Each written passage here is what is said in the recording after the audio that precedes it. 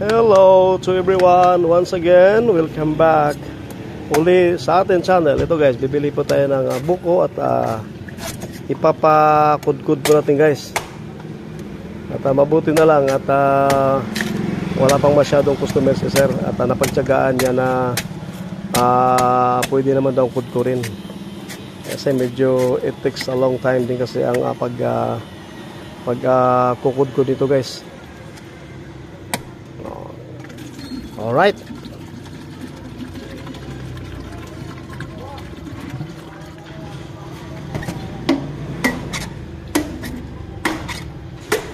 Ingat sa mga sir, tatalim pa naman ang itak mo sir.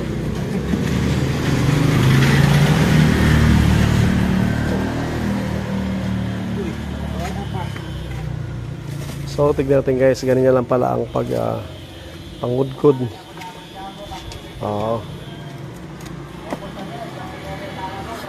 Nang sa ganon i-ano natin sa pitsil, diretso lang, kunting asukal.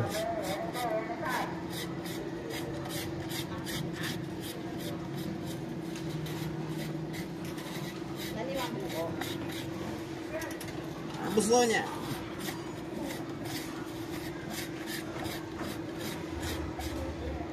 Ayos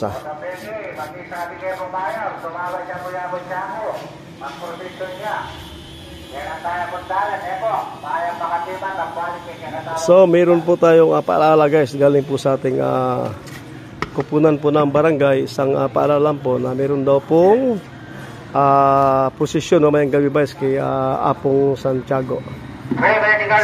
Medical mission. Okay, medical mission po guys para po mamayang gabi po kay Apong Tiago. Kumbaga umingi siya ng kaluwagan po ng daan. Kaluwagan po ng daan para ano po mas maganda po yung daloy ng ating traffic po. Okay, back po tayo sa buko guys. Extra lang kasi yun. Magkano ngayon yan sir? Magkano na ngayon yan? 37. Okay, sa halagang 37. Napakamura guys, nakakudkud na. Basta kumbaga bayaran na lang po natin 37 na po.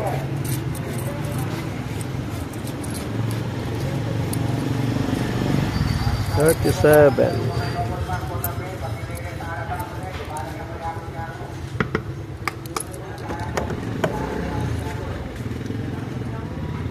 Alright. Freeze buko juice. Dami niya guys, meron din siyang guys, mga pwede kang bumili sa 10 piso.